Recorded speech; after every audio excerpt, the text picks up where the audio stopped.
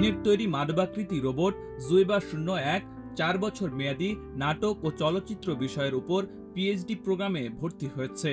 এটি মানব সাদৃশ্য রোবটের প্রথম পিএইচডি শিক্ষার্থী হিসেবে ইতিহাস তৈরি করল। সাংহাই থিয়েটার একাডেমি রোবটটির আবেদন গ্রহণ করেছে।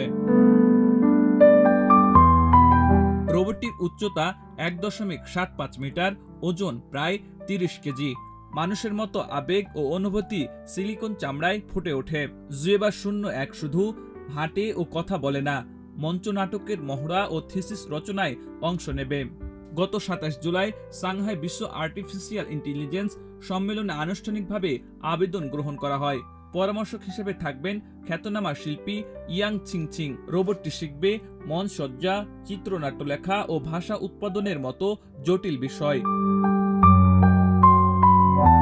রোবটের পিএইচডি শিক্ষার্থী হওয়ার খবর সামাজিক যোগাযোগ মাধ্যমে ছড়িয়ে পড়লে মিশ্র প্রতিক্রিয়া দেখা যায়। কেউ আশঙ্কা করছেন শিক্ষার্থীদের জায়গা রোবট নেবে, কেউ বলছেন শিল্পে জীবনের অভিজ্ঞতার প্রয়োজন যা রোবট জানে না। কেউ আবার সামাজিক যোগাযোগ মাধ্যমে বৈষম্যের কথাও তুলে ধরছেন।